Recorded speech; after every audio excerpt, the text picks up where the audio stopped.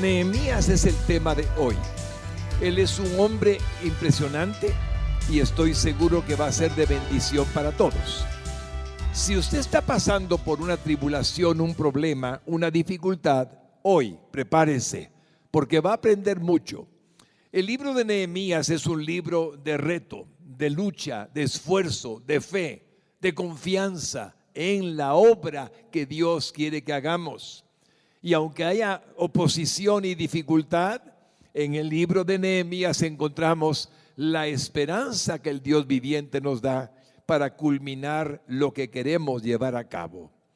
Nehemías fue el copero del rey Artajerjes.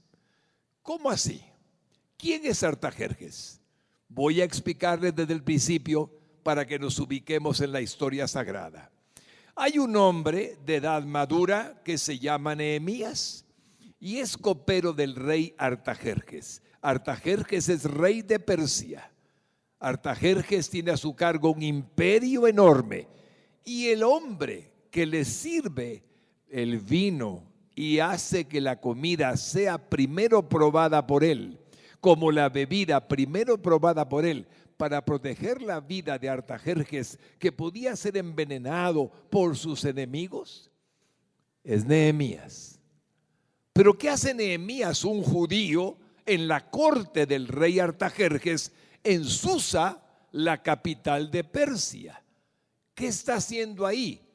Bueno, algunos años antes de este momento que estoy dándoles la historia, Babilonia, bajo Nabucodonosor, llegó a destruir la ciudad de Jerusalén hasta destrozar el templo precioso que estaba construido, que Salomón había levantado, destrozar las murallas en señal de humillación, porque el imperio babilónico había encontrado oposición en el pueblo judío, destruyó las casas, derribó las murallas que protegían la ciudad de Jerusalén y allí aquello quedó en ruinas.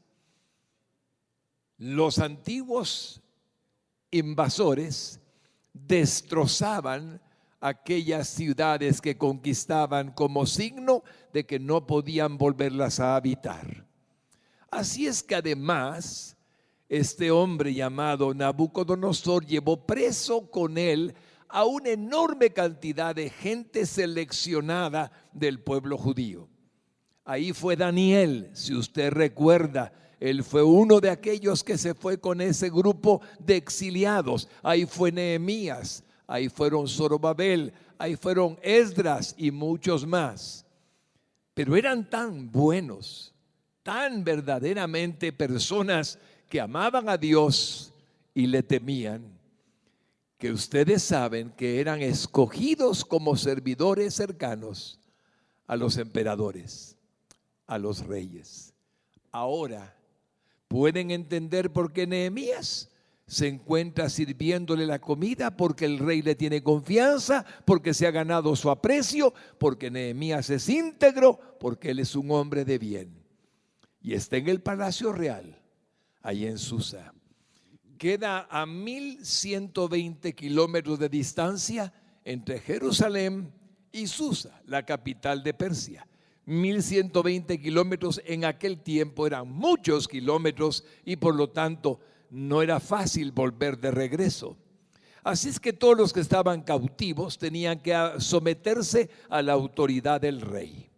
Nehemías significa Jehová ha consolado o a quien Dios ha consolado. Es un nombre interesante porque, hermanos lindos, Dios consoló a Nehemías, como vamos a ver en la historia sagrada. Y estoy seguro que ustedes y yo nos podemos ubicar en 445 años antes de Cristo. ¿Por qué los ubico en esa fecha? Porque hay 400 años de silencio entre Malaquías y nuestro Señor Jesucristo cuando aparece Juan el Bautista. 400 años de silencio en la Escritura. Así es que uno de los últimos libros que se escribió fue el del profeta Nehemías. año 445. Bien, debemos de reconocer algo impresionante, tanto en Daniel como en Nehemías, como en Esdras, como Zorobabel, que no se contaminaron nunca con la idolatría pagana que tenían las ciudades, los emperadores, las religiones y todo aquello que era de tipo puramente pagano. En Persia estaba la religión zoroastriana. El dios principal era Ahura Mazda y Hormuz, y sin embargo Nehemías permanecía fiel al único Dios verdadero. Hermano lindo, en la vida hay que tomar decisiones, y la más importante decisión que usted puede tomar es permanecer fiel a su Señor, pase lo que pase, esté donde esté, y no permitir que nadie le contamine.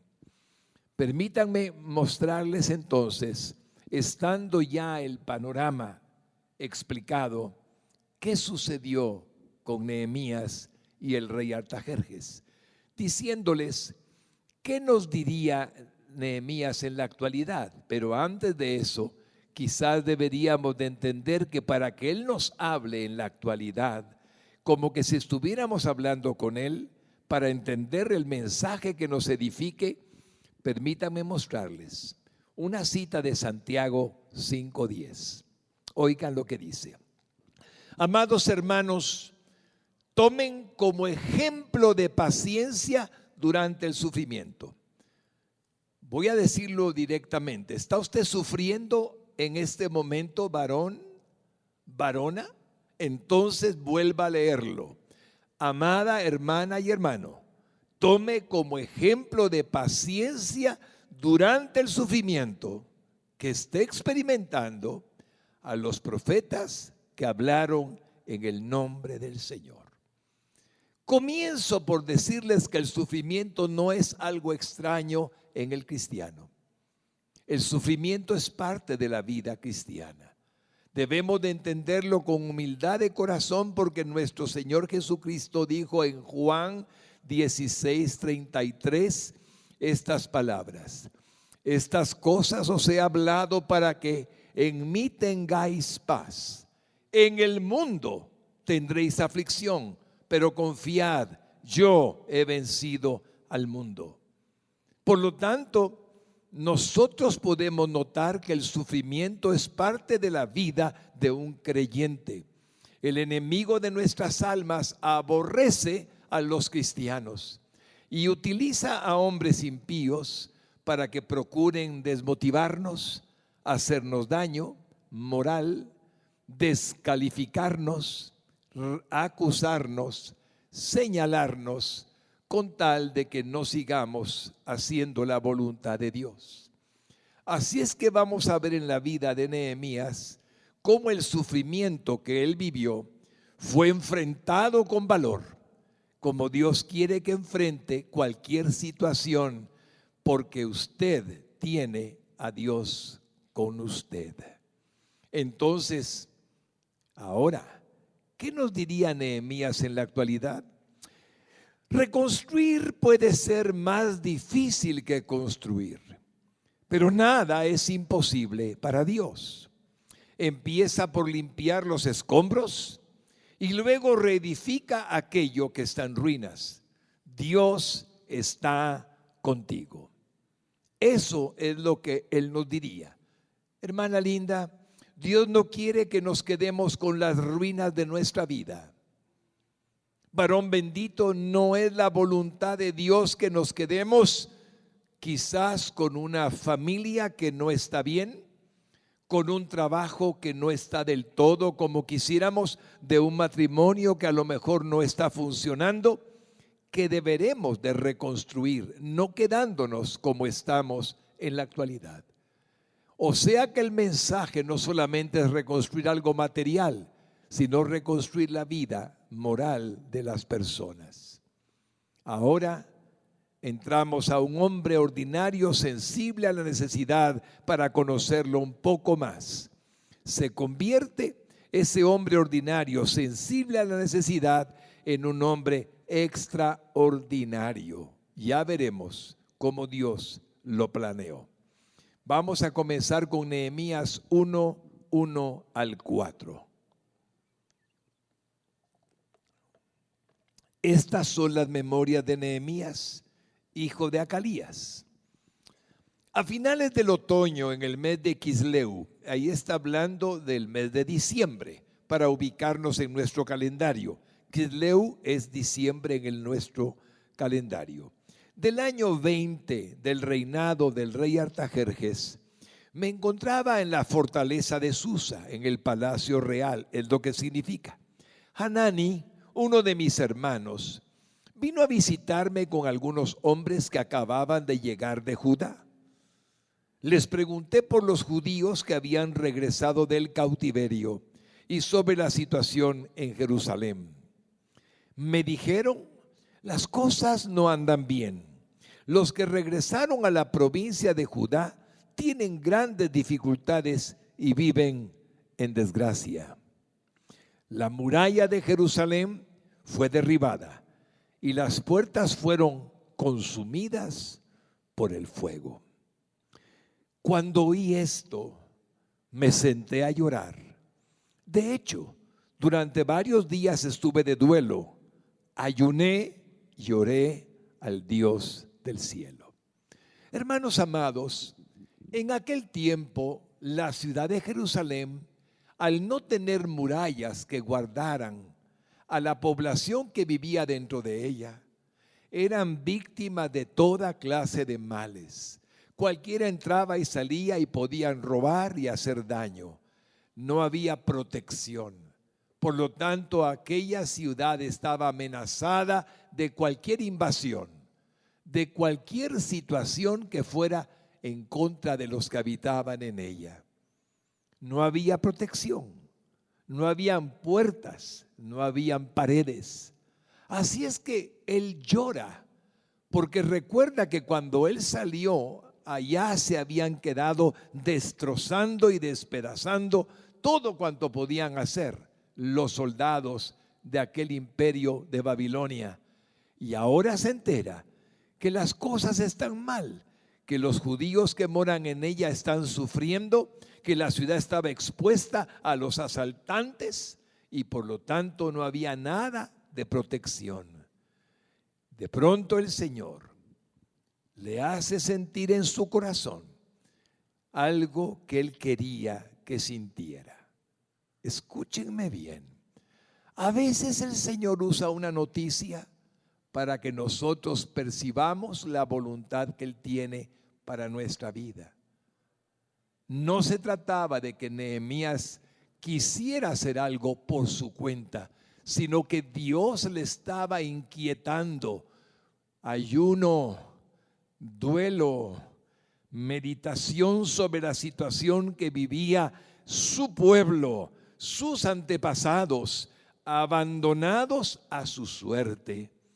Y Dios le inquieta para que haga algo.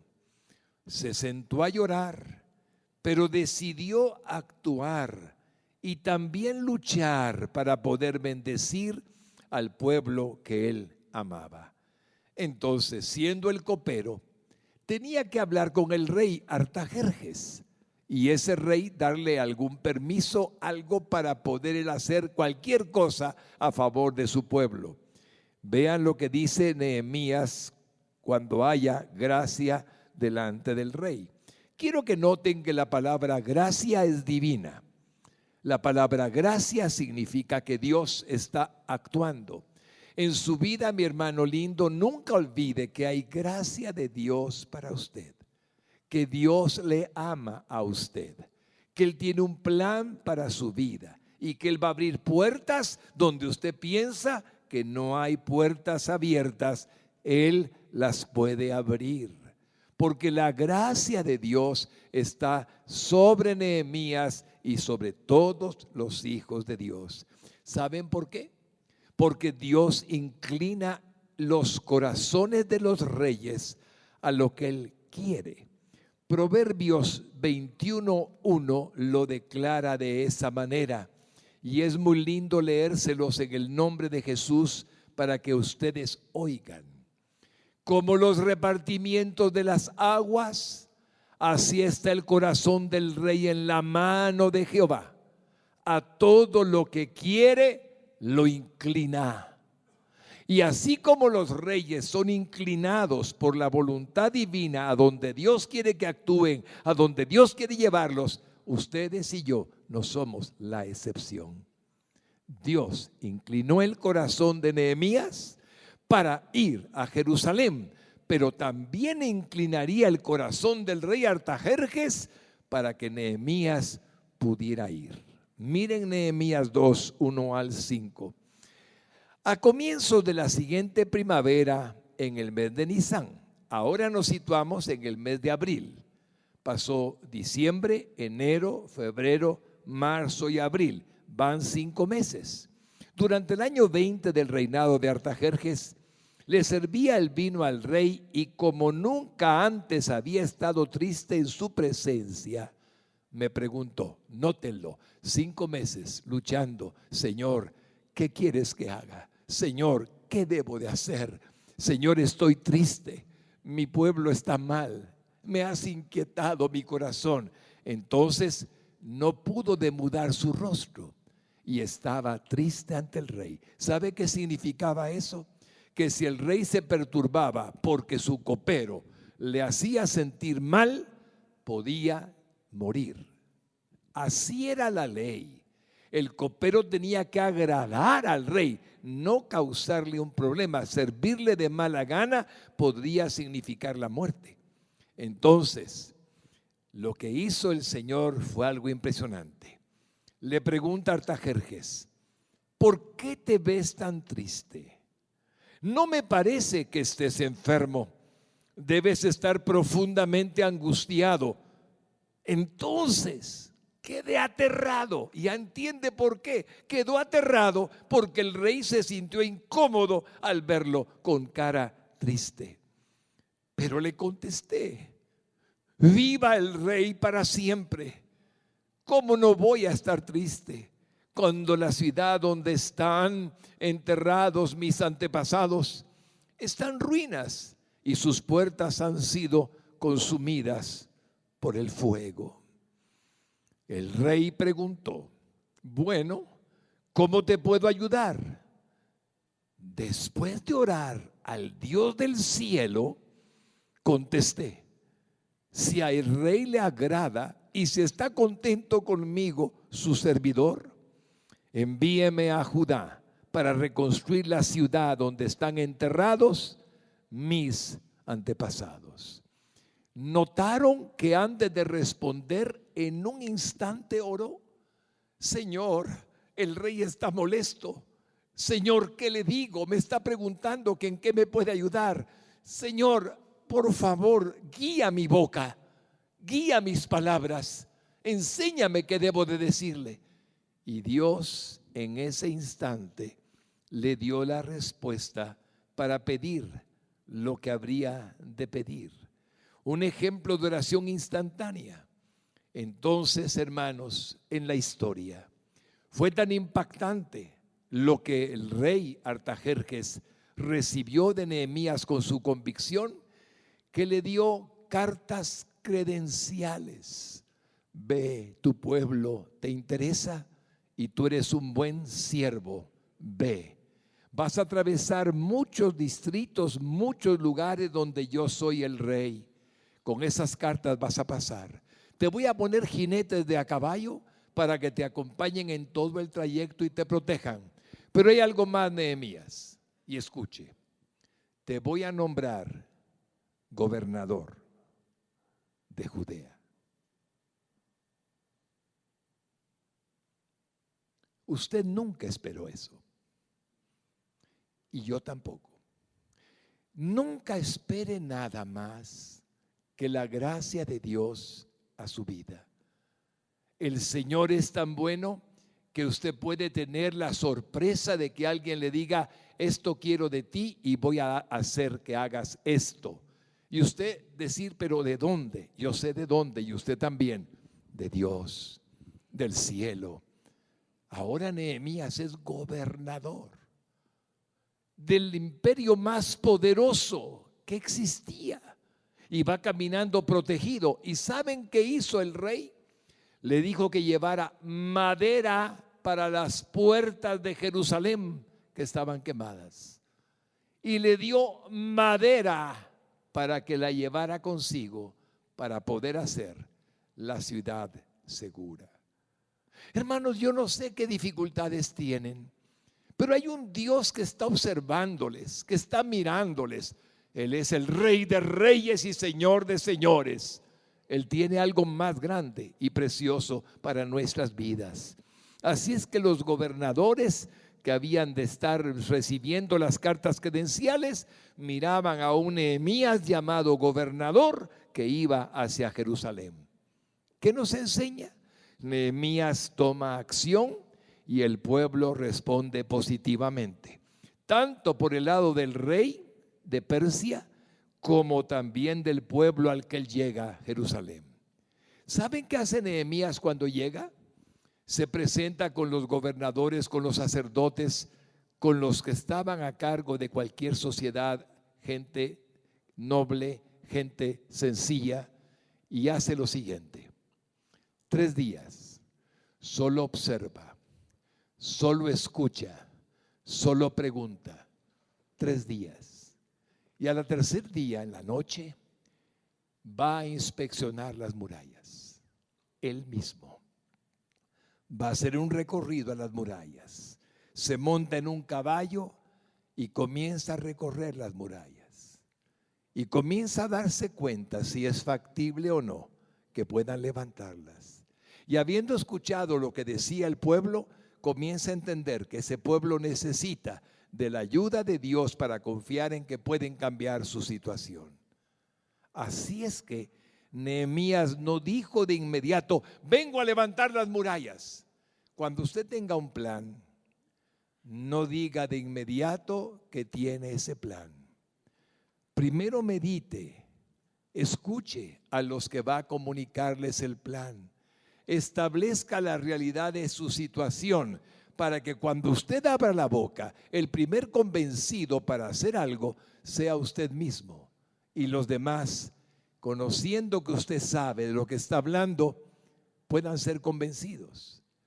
Pero usted y yo debemos de guardarnos de precipitarnos por nuestro entusiasmo a decir cosas que la gente pueda pensar que no son realmente factibles.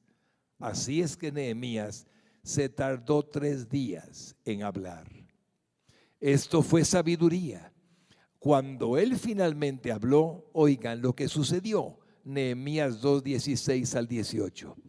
Los funcionarios de la ciudad no supieron de mi salida ni de lo que hice, porque aún no le había dicho nada a nadie sobre mis planes. Todavía no había hablado con los líderes judíos, los sacerdotes, los nobles, los funcionarios, ni con ningún otro en la administración. Pero ahora les dije: ustedes saben muy bien las dificultades en que estamos. Jerusalén yace en ruinas y sus puertas fueron destruidas por fuego. Reconstruyamos la muralla de Jerusalén y pongamos fin a esta desgracia. Después les conté cómo la bondadosa mano de Dios estaba sobre mí y acerca de mi conversación con el rey.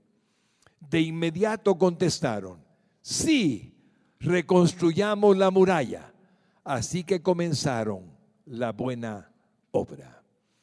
A mí me impresiona, mi hermano, que cuando le dicen que sí, han pasado años, décadas, y acostumbrados a ver las murallas sin estar levantadas, tiradas en el suelo, a ver que no habían puertas que cubrieran y protegieran a sus familias. Y sin embargo, cuando Nehemías les habla, les convence de que vale la pena el esfuerzo, de que no se conformen con lo que están viviendo por décadas y décadas y que es tiempo de reconstruir.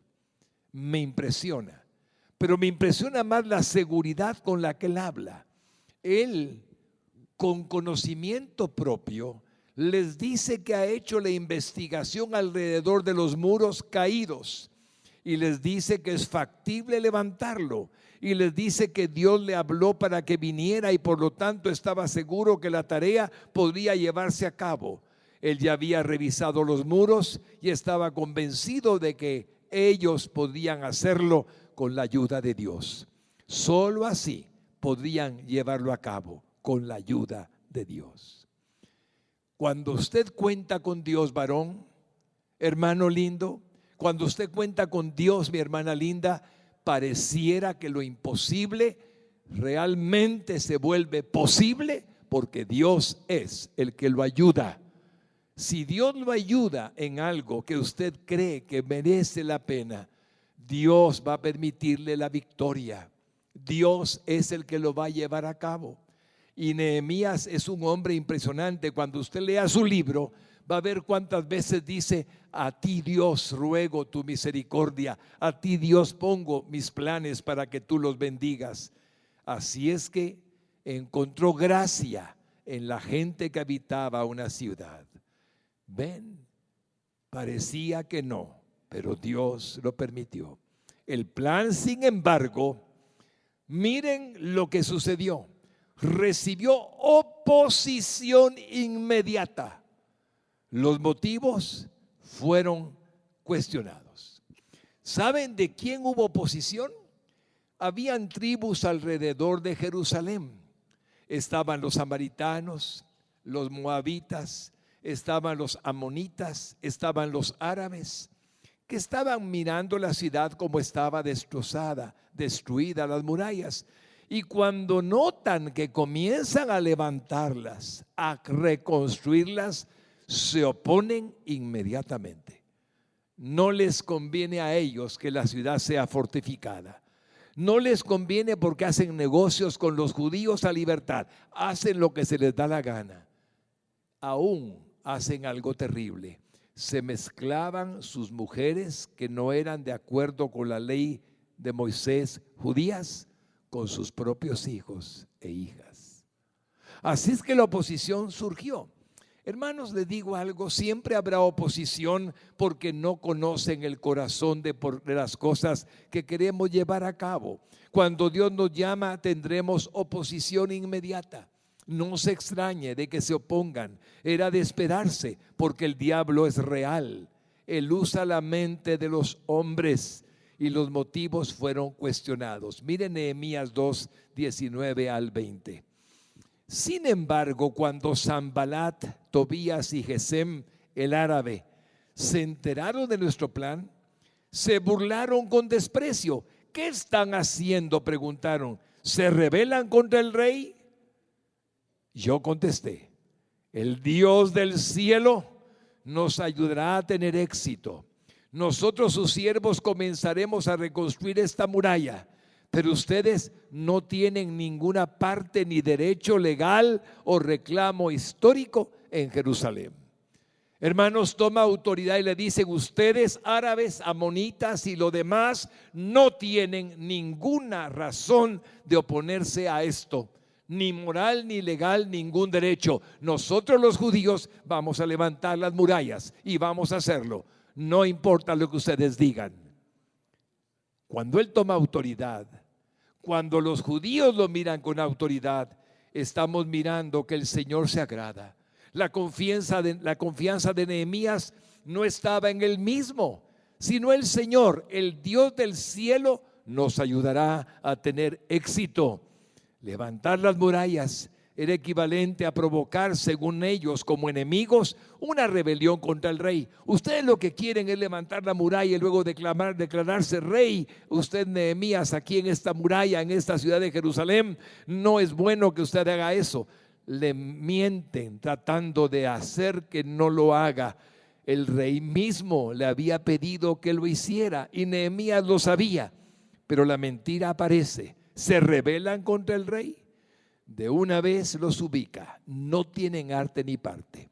Le diré algo, mi hermano: cuando usted tenga un deseo de hacer algo digno, grande para la gloria del Señor, para bendición de su vida. No se extrañe que alguien venga a decirle, no podés, no es posible, te va a ir mal. Definitivamente estás equivocado. No se extrañe. Es muy probable que no entendiendo su llamado, su conocimiento, lo que Dios le puso, su sentir, la gente quiera decirle que está equivocado. Usted va a oír muchas voces, pero si Dios ha puesto algo en su corazón, por favor, siga adelante. Dígale al diablo, no tienes nada que hacer con mi vida. Algunos dicen ni arte ni parte en mi vida. Simplemente Satanás no tiene nada que hacer conmigo. Y cuando usted actúa así, está emulando de alguna manera lo que hizo el buen Nehemías. Recibieron burlas entonces. Entonces acuden a la burla. El escarnecimiento es muy fuerte. La burla, ¿sabe qué pretende? Pretende hacernos creer que no estamos calificados para lo que queremos hacer. Eso pretende la burla. Decir nosotros no somos más que los que los observaremos fracasar. Ustedes no lo van a lograr. Así es que, ¿por qué intentan hacer eso? Ustedes no lo van a poder hacer. La descalificación que viene de otros pretende que se convierta en nuestra descalificación. Ah, de verdad que no puedo. Pensándolo bien, es un error. Tal vez Dios no está en esto, son mis ideas. Y cuando logramos caer, cuando el enemigo, mejor dicho, logra que caigamos en eso, nada más que malas noticias vamos a dar. ¿Realmente podré? Nadie parece creer en mi proyecto. ¿Acaso estoy haciendo lo correcto? A lo mejor son ideas mías. Eso lo va a enfrentar en la vida. Pero mire lo que hace el gran siervo en Nehemías 4, 1 al 3. Cuando Sanballat se enteró de que estábamos reconstruyendo la muralla, se enojó muchísimo, se puso furioso y se burló de los judíos diciendo ante sus amigos y los oficiales del ejército de Samaria: ¿qué cree que está haciendo este pobre y debilucho grupo de judíos? ¿Acaso creen que pueden construir la muralla en un día por tan solo ofrecer unos cuantos sacrificios? ¿Realmente creen que pueden hacer algo con piedras rescatadas de un montón de escombros y para colmo piedras calcinadas? Tobías, el amonita que estaba a su lado, comentó: esa muralla se vendría abajo si tan siquiera un zorro caminara sobre ella. Así es que estás construyendo algo, no me digas, pero tiene muchos defectos, tiene muchos problemas, no te va a ser fácil, no parece que es lo mejor. Al extremo de crítica de que dicen que aquellas piedras que ya habían levantado y puesto para que la muralla creciera a la mitad, si aún una zorra caminara encima, se caerían. Pero los judíos no hicieron caso de la burla. Nunca permita que la burla de otros le quite el ánimo para hacerlo digno en la vida. Dios quiere que usted haga la voluntad que Él tiene para su vida. Así es que además de las burlas, sufrieron conspiración. Sufrieron conspiración. Eso sí que significa algo fuerte. Estas palabras de conspiración significan lo siguiente: cuando las críticas y las burlas no logran su cometido, entonces las amenazas toman lugar. ¿Saben qué dicen? Vamos a atacarlos. Nos vamos a organizar con Samaria, a organizar con los árabes, a organizar con todos los grupos que estamos en desacuerdo y vamos a atacarlos. Así es que ustedes no van a poder continuar con ese trabajo. La conspiración significa que las amenazas entonces toman su lugar. El enemigo quiere que no sigan y presumen de que los atacarían. Aquí es bueno recordar algo. El diablo es un mentiroso. Dígalo conmigo, iglesia linda. El diablo es un mentiroso. Amén. Bendigo al Señor porque es verdad. En Hebreos capítulo 13 y versículo 5, nuestro Señor nos dejó algo muy lindo.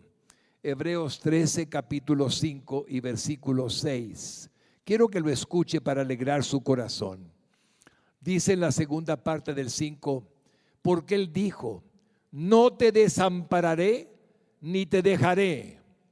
De manera que podemos decir confiadamente, el Señor es mi ayudador, no temeré lo que me pueda hacer el hombre. Si Dios es por nosotros, ¿quién contra nosotros? Entonces, mire lo que dice el texto en Nehemías 4, 7 al 9. Sin embargo, cuando Sanbalat, Tobía, los árabes, los amonitas y los asdodeos se enteraron de que la obra progresaba y que estaban reparando las brechas en la muralla de Jerusalén, se enfurecieron. Todos hicieron planes para venir a luchar contra Jerusalén y causar confusión entre nosotros. Así que oramos a nuestro Dios. Mírenlo de nuevo, orando al Señor. No les permitas que se organicen, no les permitas que nos ataquen. Y pusimos guardias en la ciudad día y noche para protegernos. Fíjense bien, oró al Señor, no se los permitas, pero ustedes tomen espadas, tomen lanzas, tomen escudos. Ustedes hagan su parte para que el pueblo que quiere atacarlos vea que estamos prestos a defendernos. En la vida, usted puede tomar acciones que indican que cree lo que está haciendo. Es decir, si los enemigos le amenazaron con algo a Nehemías, él dijo, voy a mostrarles que nos vamos a defender. Actúe, mi hermano, actúe. Lo que Satanás quiere es que no sigamos con la obra que quiere Dios que llevemos a cabo. Lo que Satanás quiere es que nosotros no hagamos la voluntad de Dios y por lo tanto nos amenaza con una conspiración. Entonces, la conspiración tuvo un problema. Algunos sí tuvieron miedo. Algunos sí tuvieron dificultad con la amenaza, enfrentaron desánimo. En algunos de ellos el ataque de lo que decían fue moral y las amenazas produjeron agotamiento, desánimo, desmotivación. Comienzan las ideas derrotistas, las ideas negativas y ven el trabajo con una visión pesimista. La lucha, hermanos lindos, está en la mente. Ahí en el pensamiento, el problema, lo difícil, así como la meta que tenemos, se libra la batalla en la mente, si vamos a seguir o no vamos a seguir. Pero nosotros debemos de confiar en Dios. Miren lo que dice Nehemías 4:10. Entonces el pueblo de Judá comenzó a quejarse. Los trabajadores se están cansando y los escombros que quedan por sacar son demasiados. Jamás podremos construir la muralla por nuestra cuenta. Ahí pueden ver la contaminación. El enemigo ha logrado tomar algunas mentes, ha podido desvirtuar la intención que tenían algunos otros y comienza a haber desánimo. Pero saben, ese desánimo no era de todos. Que no nos desanimemos por los escombros en nuestra vida, que no nos desanimemos por lo que estamos viviendo. Definitivamente algunos no estarán dispuestos a luchar como nosotros estamos dispuestos a luchar, pero vale la pena hacer el esfuerzo. Él tuvo que convencerlos y de convencerlos de que Dios estaba con ellos. El desánimo solamente a través del convencimiento podía hacerse distinto, cambiar. Pero ¿saben qué pasó? Tuvieron miedo. Miren, tuvieron miedo. Esa fue la última etapa previa a una posible derrota. Es el miedo. Solemos abandonar cuando tenemos miedo, a menos que tengamos nuestra mirada en Jesucristo. Hermanos lindos, nuestro Señor dice que el perfecto amor echa fuera el temor. ¿Quién cree que Dios le ama? Levánteme su mano al cielo. Diga conmigo, el perfecto amor echa fuera el temor. Una vez más, el perfecto amor echa fuera el temor. Y no hay amor más perfecto que el que Jesucristo nos dio. No tengamos temor. Él tiene un plan para nuestra vida y Él lo va a realizar. Así es que aunque algunos tuvieron miedo, miren lo que dice el texto 4:12. Los judíos que vivían cerca de los enemigos venían y nos decían una y otra vez. ¿Sabe cuántas veces venían una y otra vez? 10 veces. 10 veces vinieron a decirles a Nehemías, de manera que leemos lo que les decían: llegarán de todos lados y nos atacarán. Mire, llegarán y nos atacarán. De manera que coloqué guardias armados detrás de las partes más bajas de la muralla, en los lugares más descubiertos. Puse a la gente por familias para que hicieran guardia con espadas, lanzas y arcos. Esa idea de poner familias fue ideal. El Señor le inspiró a Nehemías que el padre cubra al hijo, que el hijo cubra al padre, que la madre cubra a la hermana, que así como familias van a hacer la obra mejor. Y hizo 42 grupos de familias que estaban unidas entre sí, protegiéndose unas a otras. Luego, mientras revisaban la situación, reuní a los nobles y a los demás del pueblo y les dije: no le tengan miedo al enemigo. Recuerden al Señor, quien es grande y glorioso, y luchen por sus hermanos, sus hijos, sus hijas, sus esposas y sus casas. Hermanos, hasta hoy la lucha más grande que Dios nos permite es por los que amamos. ¿Usted está dispuesto a pelear una buena batalla? Por los que ama, los más cercanos, sus hijos, sus papitos, sus hermanos. Así es que vemos cómo la fuerza de la familia, la fuerza del amor hace que Nehemías tenga más facilidades para lograr la victoria. Los enemigos tendrían que pensar 2 veces si se atrevían a atacarlos, porque aunque tenían armas, tenían algo más grande que las armas: fe en que no podrían hacerles daño, que ellos iban a ser vencedores, que Dios estaba con ellos. Y esa fe era evidente, era una fe retadora. Los enemigos tenían que pensarlo 2 veces, porque era claro que estaban dispuestos a todo. Entonces, no tuvieron más opción que trabajar y pelear. Como ven, no les quedó otra. Tenían que trabajar y pelear todos los judíos. Nehemías dio paso a las mejores decisiones para su pueblo. Les convenció de que tendrían otra oportunidad no tendrían otra oportunidad para levantar los muros y estar protegidos. Sus enemigos se habían evidenciado. Así es que manos a la obra. Miren Nehemías 4, 16 al 18.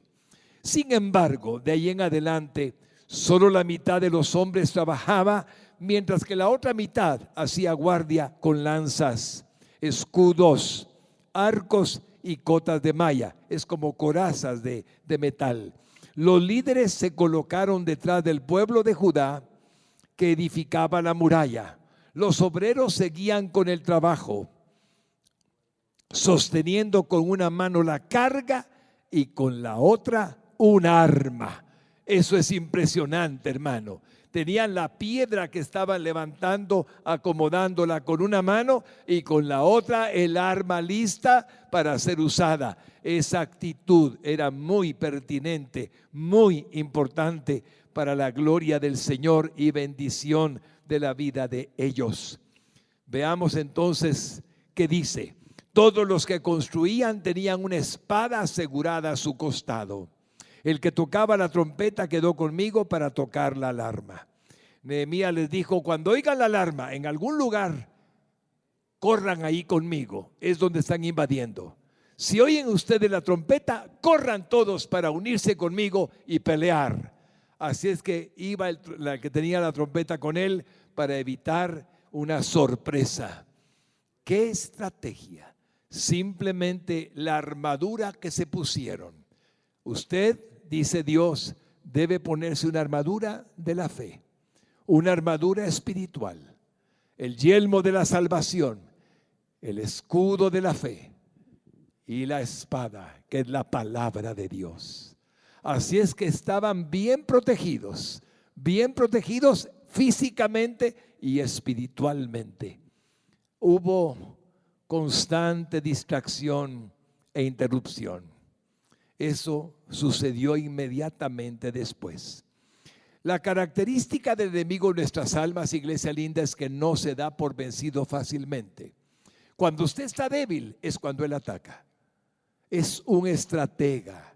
Cuando estamos debilitados físicamente, cansados porque estamos agotados, cuando estamos con algún sentimiento negativo, ahí ataca el enemigo para hacernos sentir mal y lograr su cometido. Entonces hubo constante distracción y constante interrupción. Miren lo que dice Nehemías 6, 2 al 4. Así que Sanbalat y Gesem enviaron un mensaje pidiéndome que me encontrara con ellos en una de las aldeas de la llanura de Ono. Pero me di cuenta de que ellos tramaban hacerme daño. Lo que querían era una trampa, que él llegara para matarlo. De modo que le respondí con el siguiente mensaje: estoy ocupado en gran tarea, así que no puedo ir. ¿Por qué habría de dejar el trabajo para ir a encontrarme con ustedes? 4 veces me enviaron el mismo mensaje y cada vez respondí lo mismo. Varón lindo, seamos firmes, que tu sí sea sí y que tu no sea no. Seamos firmes. Cuando sentimos que algo no es de Dios, no es de Dios. Insisten, no es de Dios, no ha cambiado. Insisten, no es de Dios. Y así 4 veces lo intentaron y Nehemías se mantuvo firme. El propósito de Dios en su vida estaba claro. El enemigo quería deshacer el propósito, pero no pudo. Así es que padecieron calumnia y difamación. La calumnia y la difamación, mi hermano lindo, siempre seguirá en la vida de un creyente. Siempre cuando usted se convirtió, ¿qué dijo la familia? ¿Qué dijeron sus seres queridos? Si no eran creyentes, ¿qué dijeron? Lo que usted vivió. Y cuando usted intentó hacer algo para convertirlos a ellos, ¿qué decían? Que usted estaba mal y quería llevarlos a ellos a donde estaba mal y cosas parecidas. Siempre habrá calumnia y difamación. Cuando entregamos nuestra vida a una obra grande, siempre hay calumnia y difamación. El que les habla en este momento, porque como pastor tengo el privilegio de estar a cargo, porque Dios lo quiere, de Canal 27, he experimentado mucho el sufrimiento que causa la difamación y la calumnia cada vez que hacemos una telemaratón. Si por el diablo fuera, o por los que ignoran la obra, no habría Canal 27 de televisión, no habrían 27 repetidoras, no habrían edificios que albergan estudios del canal, no tendríamos almas salvadas que Dios ha permitido que se salven, no tendríamos abarcado los rincones de toda Guatemala hasta donde llegamos con la señal. Si alguien ha experimentado la calumnia y la difamación, simplemente alégrese, está haciendo lo que Dios quiere que haga, porque no es verdad aquello de que lo acusan. Esa es la verdad. Bendito sea el Señor por su reacción. Lo dijo Jesús en Mateo 5, 10 al 12. Oigan lo que dijo Jesús. Le hablan: bienaventurado sois cuando por mi causa os vituperen y os persigan por mi causa y digan toda clase de mal contra vosotros mintiendo. Gozaos y alegraos, porque vuestro galardón es grande en los cielos, porque así persiguieron a los profetas que fueron antes de vosotros. Miren Nehemías 6, 5 al 9. La 5ª vez, el sirviente de Sanbalat llegó con una carta abierta en su mano, que decía: circula un rumor entre las naciones vecinas, y Gesem me asegura que es cierto, que tú y los judíos piensan rebelarse y que por eso reconstruyen la muralla. Según sus informes, tú te propones ser el rey. También informa que has nombrado profetas en Jerusalén para que proclamen acerca de ti. Atención, hay rey en Judá. Puedes tener la seguridad de que este informe llegará a oídos del rey. De modo que sugiero que vengas a hablar conmigo del asunto. Yo respondí, todo lo que dices es puro cuento. Tú mismo inventaste todo. Solo trataban de intimidarnos. Creían que podían desalentarnos y detener la obra. De modo que seguí con el trabajo más decidido que nunca. Hermano lindo, cuando vengan las personas a decirle cualquier cosa y usted sabe que no es verdad y el Dios del cielo sabe que no es verdad, adelante, siga. Le van a mandar emisarios. Es que no entendemos por qué hace eso, qué intenciones tendrá. A lo mejor es algo malo y palabras que siguen y usted simplemente no hace caso. Sigue adelante, hermanos, no se den por vencidos. Ayer prediqué en el Parque de la Industria y el Señor me dio un mensaje que se llamó no perdamos la esperanza. Está en problemas, no pierda la esperanza. Jamás se dé por vencido. Dios sigue a cargo de su vida. Dios tiene un plan para su vida. Dios no va a cambiar su plan por causa de nadie. Siga adelante, confíe en el Señor. Así es que no le preste atención a lo que la gente diga, mintiendo, calumniando o difamando. No le preste atención, siga adelante. Nehemías enfrentó amenazas e intimidación. Ya era muy personal. Ahora le dicen que le van a matar, le dicen que le van a quitar la vida. Ya no hay más que ofrecer, sino la vida. Miren Nehemías 6, 10 al 11. Más adelante fui a visitar a Semaías, hijo de Delaía y nieto de Mehetabel, que estaba recluido en casa. Me dijo, reunámonos dentro del templo de Dios y cerremos las puertas con cerrojos. Tus enemigos vienen a matarte esta noche. Pero yo respondí, ¿acaso debería una persona en mi posición huir del peligro? ¿Acaso debería alguien en mi posición entrar al templo para salvar su vida? No lo haré. Constantemente ellos me hablaban de las buenas acciones de Tobías, que era un enemigo, y luego le contaban todo lo que yo decía. Por su parte, Tobías no dejaba de enviarme cartas amenazadoras a fin de intimidarme. Hermanos lindos, esto es muy importante. Nehemías no podía guardar su propia vida y usted tampoco. Nehemías no podía guardar su propia vida. Se escondiera en el santuario o no se escondiera. Pusiera 10 guardaespaldas o no los pusiera. Nehemías no podía salvar su vida, ni usted tampoco. Debe de entender para siempre lo que Nehemías entendía. Cuando Nehemías nació, no planeó su nacimiento, sino fue Dios el que lo planeó y él lo trajo a la tierra. Nehemías está viviendo su vida caminando hacia una meta final. Sigue caminando y luchando, haciendo la voluntad de Dios, honrando su santo nombre, como es la voluntad de Dios que usted mismo lo haga. Y Nehemías sabe que aquí, al final, que solo Dios conoce, va a morir.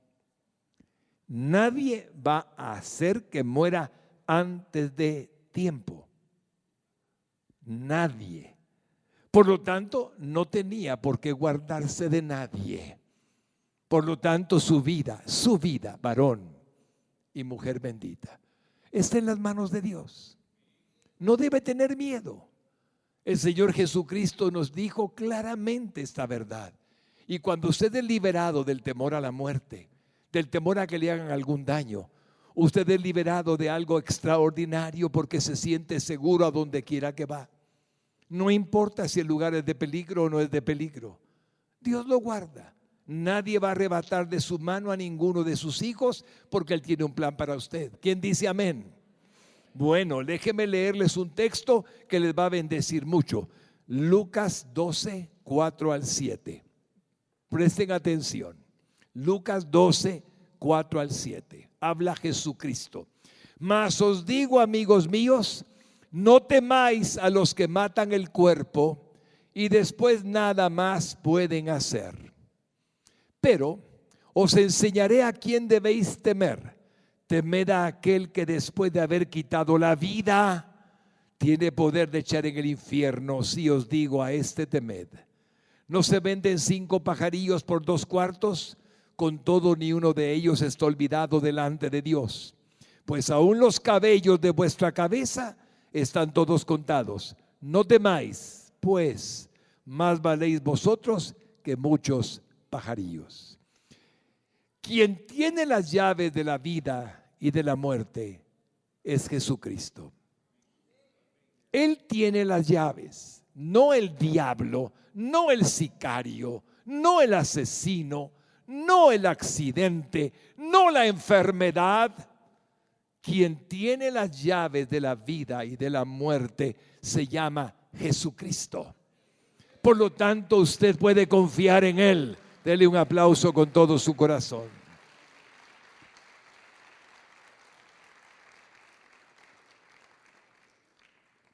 Me encanta Nehemías.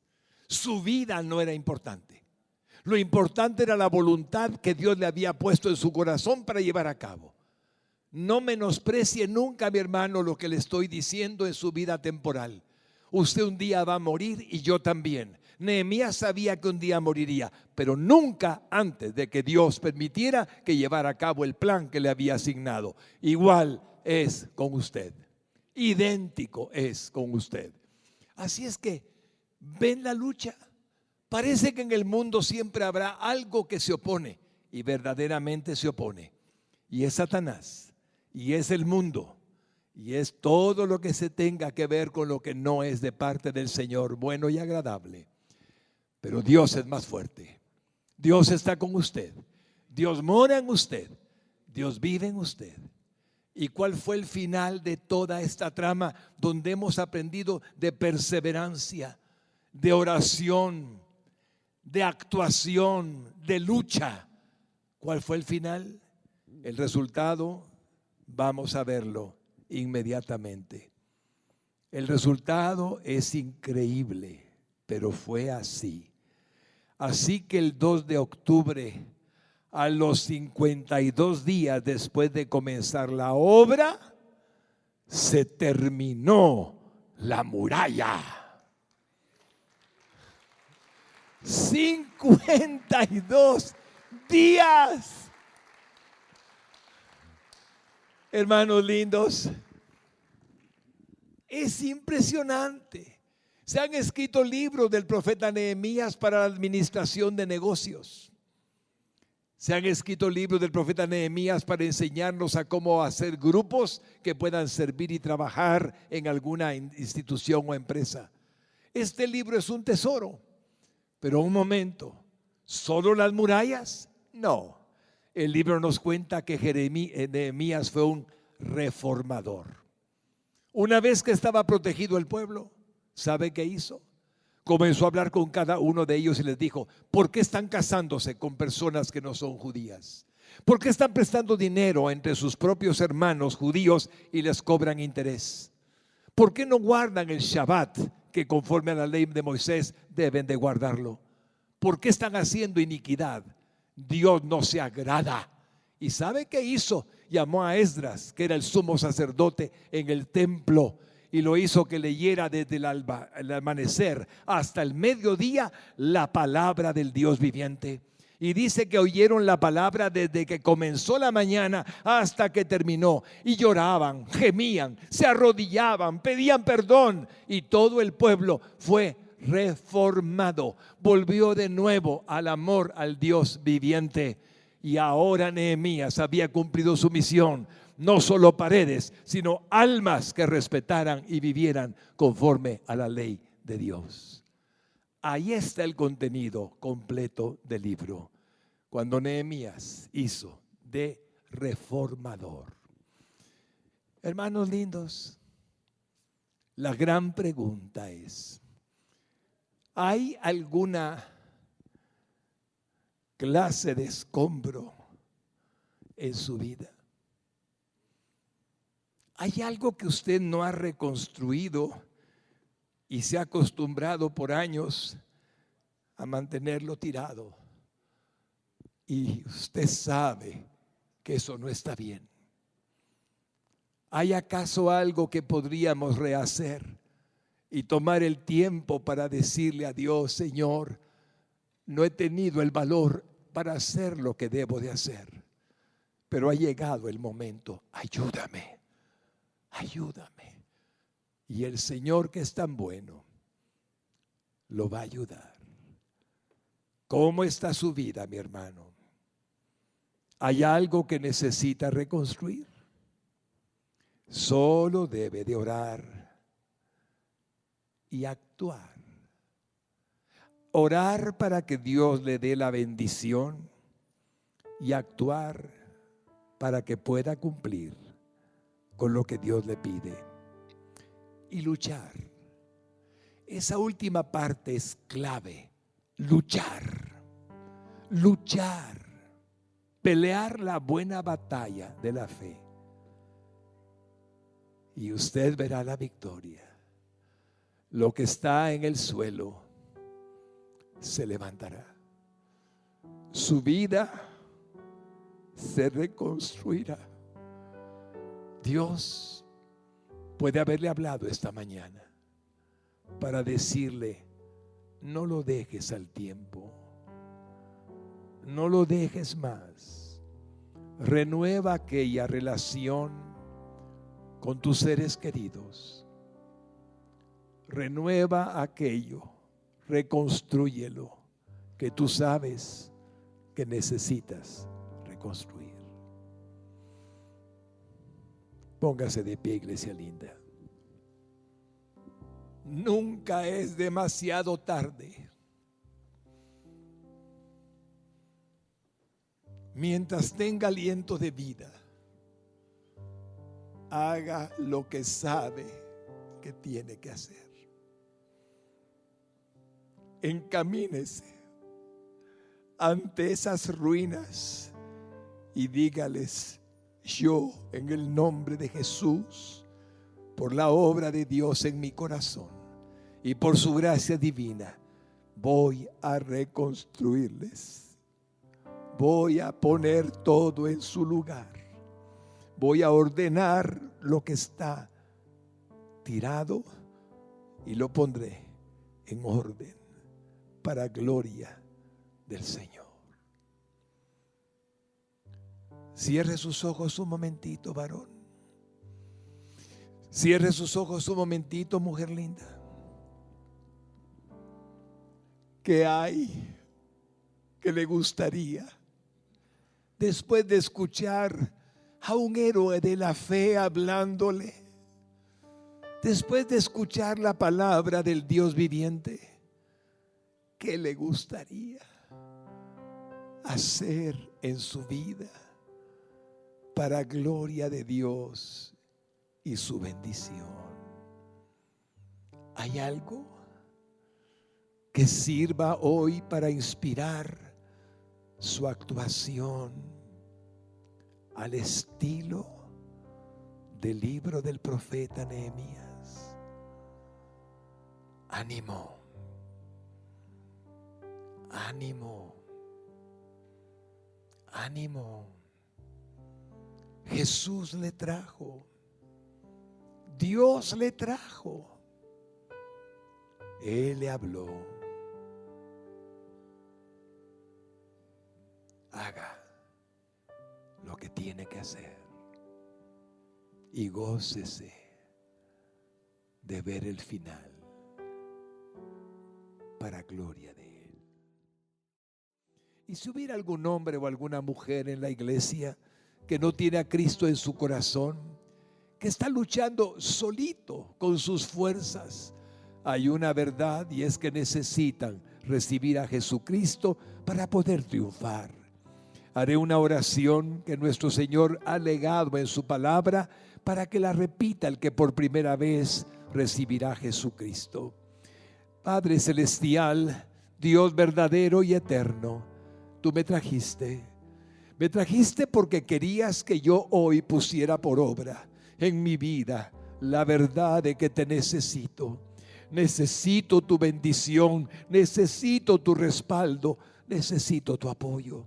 Y por lo tanto quiero reconocer que soy pecador y me arrepiento de mis pecados.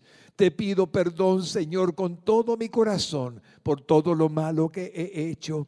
Y confieso hoy a Jesucristo como mi Salvador, porque Él tomó mi lugar en la cruz del Calvario, murió en lugar mío para que hoy yo sea perdonado, y su sangre derramada en la cruz me limpia de todo pecado. Señor, hoy te reconozco el Salvador de mi vida y creo que al tercer día después de haber muerto, resucitaste y estás vivo y eres Dios. Entra a mi corazón, hazme una nueva criatura y permíteme tener el regalo de la vida eterna a partir de hoy. Te lo pido con todas mis fuerzas, sabiendo que me oyes, en el nombre de Jesús. Amén y amén.